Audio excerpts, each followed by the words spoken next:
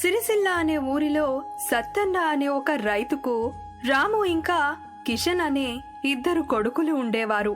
అతను ఇద్దరిని కష్టపడి పెంచి చదివించి పెళ్లి చేశాడు. పెద్ద కొడుకు రాముని చదివించగలిగాడు, కాని చిన్న కొడుకు కిషన్ని చదివించలేకపోయాడు. రాము పెద్ద చదువులు చదివి సిటీలోని అమ్మాయిని పెళ్లి చేసుకొని నివసిస్తున్నాడు.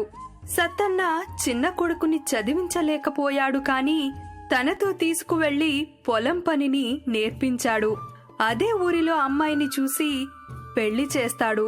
రాము సంవత్సరానికి ఒకసారి వచ్చి తన తండ్రిని తమ్ముడిని చూసి వెళ్తుండేవాడు. సత్తన్న భార్య చనిపోయాక ఇంటి బాధ్యతని చిన్న కొడుకు కిషన్ ఇంకా చిన్న కోడలే చూసుకుంటుంది. పెద్ద కోడలు రాధాకి చాలా గర్వం, డబ్బుందన్న పొగరు, కోపం అన్నీ ఎక్కువే. అయితే చిన్న కోడలు రూప పనిమంతురాలు, బుద్ధిమంతురాలు. సత్తన్నకు వయసైపోవడంతో ఆరోగ్యం కూడా సరిగ్గా ఉండకుండా పోయింది. ఒకరోజు జ్వరంతో పడుకున్న సత్తన్న ఇలా అంటాడు.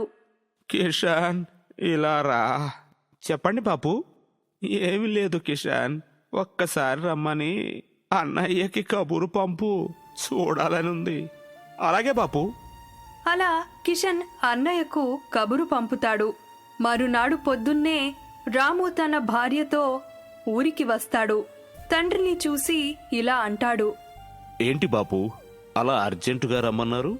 చూడాలనిపించింది రాము. కిషన్ ఆరోగ్యం బాలేదని చెప్పాడు. పర్వాలేదురా, కాస్త జ్వరం వచ్చింది. నాతో రా బాపు, సిటీలో మంచి డాక్టర్కి చూపిస్తా, అన్ని సౌకర్యాలు ఉన్నాయి. పర్వాలేదురా, కిషన్ ఉన్నాడుగా చూసుకోవడానికి. మన పొలం ఎలా ఉంది బాపు? నేను వెళ్ళక వారం రోజులయ్యింది. అంతా కిషన్ చూసుకుంటున్నాడు. ఒక జీతగాడిని పెడితే బావుంటుంది. కిషన్ ఒక్కడే కష్టపడుతున్నాడు. ఎందుకు నాన్న ఖర్చులు పెంచుతావు జీతగాడిని పెట్టి? రేపు ఒకసారి పొలం చూస్తే బావుంటుంది. రేపు వెళ్ళిపోతా బాపు. ఒక్కరోజు సెలవు తీసుకున్నాం, 2-3 రోజులు ఉంటే బావుండేది కదా. లేదు బాపు, పనుంది. సరే అయితే నీ ఇష్టం అని అంటాడు. గదిలోని రాము భార్య రాధ అక్కడ జరిగిన విషయం రాముతో మాట్లాడుతుంది. అదేంటండి, మన ఇంటికి తీసుకెళ్దామన్నారు, సిటీ డాక్టర్కి చూపిస్తా అని అన్నారుగా, పైగా మనకి ఖర్చులు తక్కువ ఉన్నాయా? కొన్ని రోజులకి రమ్మన్నాలే, అయినా బాపు రానన్నాడు కదా. మరే అన్నీ కిషన్ చూసుకుంటున్నాడు అన్నాడుగా. ముందు పొలం జాగ్రత్త. మీరు పొలం గురించి ఆలోచించట్లేదు. భయపడకు, నేనున్నాగా. వాడికి చదువు లేదు, ఉద్యోగము లేదు. పొలం చూసుకొని మీరు కాస్త కన్నేసి ఉంచండి. ఆ పొలం మీద కూడా. భూమి ఉన్నోడే రాజు ఇప్పుడు. అడుగుతాలేవే, ఇప్పుడు బాపు ఆరోగ్యం బాలేదు, మెల్లగా అడుగుతా. అలా వాళ్ళు ఇద్దరూ చర్చించుకుంటారు. మరునాడు పొద్దున్నే రాము రాధ సిటీకి వెళ్ళిపోతారు. ఒకరోజు మధ్యాహ్నం సమయంలో అలా వెళ్ళొస్తా అని చెప్పి సత్తన్న చాలాసేపు వరకు ఇంటికి రాడు. మధ్యాహ్నం భోజనానికి కిషన్ ఇంటికి వస్తాడు. అప్పుడు రూప అంటుంది, ఏమండి, మీకు దారిలో మావయ్య గారు కనిపించారా? లేదు రూపా, నేను భోజనం చేసి వెళ్ళి చూస్తా. ఆరోగ్యం కూడా బాగోలేదు, వెళ్ళండి, దారిలో కనపడతారేమో. చాలా రోజులైంది కదా బయటికి వెళ్ళక, కంగారు పడుకు, వచ్చేస్తారులే అని కిషన్ పొలంకి వెళ్తున్న దారిలో వెతుకుతూ పొలం చూసుకుంటాడు. రూప ఇంట్లో కంగారు పడుతుండగా సత్తన్న మెల్లిగా ఇంటికి చేరుకుంటాడు. రూప ఆయన్ని చూసి ఇలా అంటుంది, ఏంటి మావయ్య, అలా చెప్పకుండా వెళ్లారు? ఇంట్లో ఎంత కంగారు పడ్డామో తెలుసా? రండి, కాళ్ళు కడుక్కోండి, భోజనం పెడతా. అలా నడుస్తూ పొలం చూద్దామని వెళ్ళాను. దారిలో స్నేహితుడు వీరేశంతో మాటల్లో పడి ఆలస్యమైంది. కొంచెం తినండి మావయ్య. ఆకలిగా లేదమ్మా, నేను పడుకుంటా, కొద్దిసేపు తర్వాత తింటాలే అని పడుకుంటాడు. కిషన్ పొలం పని చేసుకుని ఇంటికి వస్తాడు. బాపు పడుకున్నది చూసి రూపాతో ఇలా అంటాడు, రూపా, బాపు పొలంకి వచ్చాడు, ఇంటికి ఎప్పుడొచ్చాడు?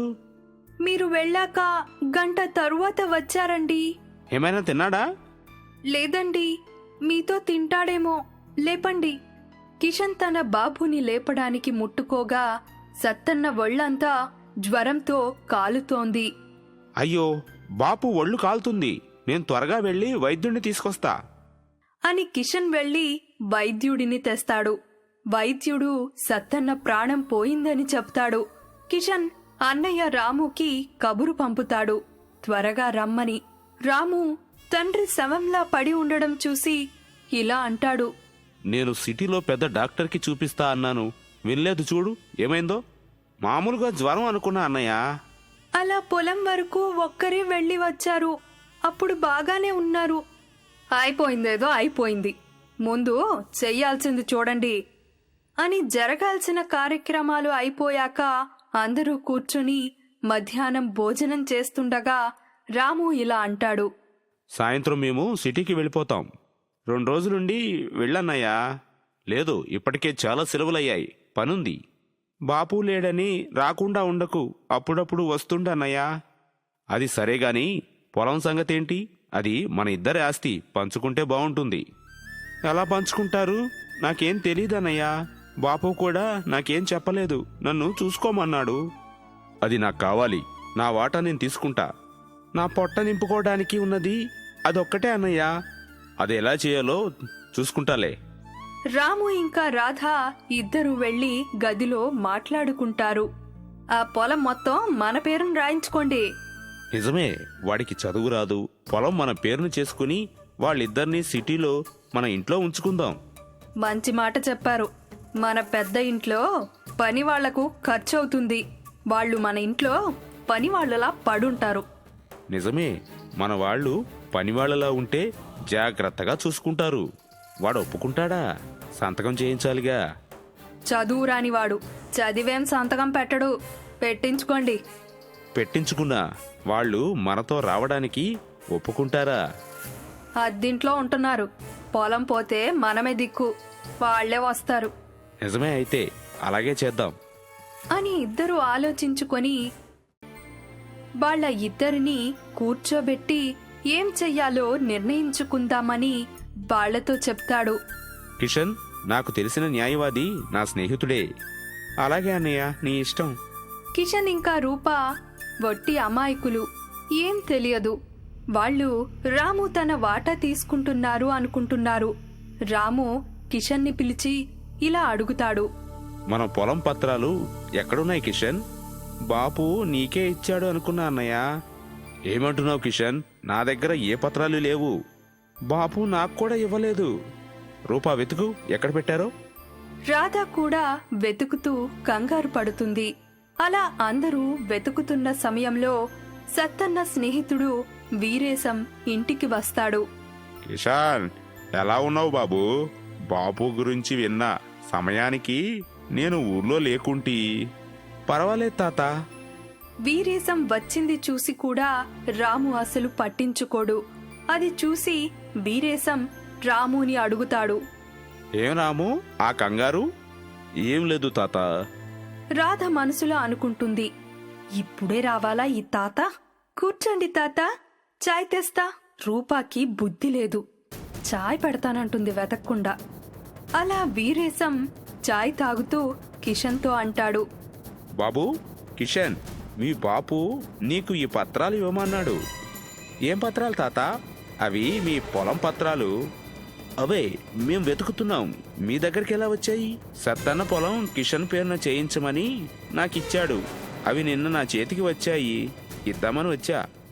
అలా ఎలా చేశాడు? నేను పెద్ద కొడుకుని, నాకు కూడా వాటా రావాలి.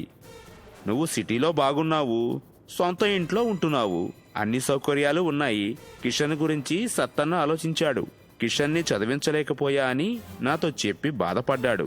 ఇన్నేళ్లుగా కిషన్ పొలం కాపాడుతూ పొలంని బాగా చూసుకుంటున్నాడు. కిషన్ పొలం చూసుకోవాలి అని తన కోరిక. పెద్ద కొడుకుని ఒక్క మాటైనా చెప్పాలి కదా. నీతో మాట్లాడడానికి పిలిస్తే ఒక్కరోజుండి వెళ్ళిపోయావు అని నాతో చెప్పి బాధపడ్డాడు. మా ఇంటి విషయాలు మీతో ఎందుకు చెప్పాడు? ఏమో, మీ బాపు ఉన్నప్పుడు అడగాల్సింది. కిషన్, నువ్వు నీ భార్య కలిసి ఇలా చేయించుంటారు. అయ్యో నాకేం తెలీదన్నయ్యా. వీరేశం గారు, ఒకసారి పత్రాలు చూడండి, మేము సమానంగా తీసుకుంటాము. అది మీ ఇద్దరి సంస్కారం, మనస్తత్వం తల్లి. సత్తన్న ముందు చూపుగా ఆలోచించే చేశాడు ఈ పని. బాపు కోరికే నా కోరిక, కాదనను. ఊరుకోను, అది నా హక్కు కూడా. క్షమించు బాబు, నీకు ఏ హక్కు లేదు బాబు. మొత్తం కిషన్ పేరున రాశాడు. ఎంత పని చేశావురా. ఇక నీకు నాకు ఎలాంటి సంబంధం లేదు.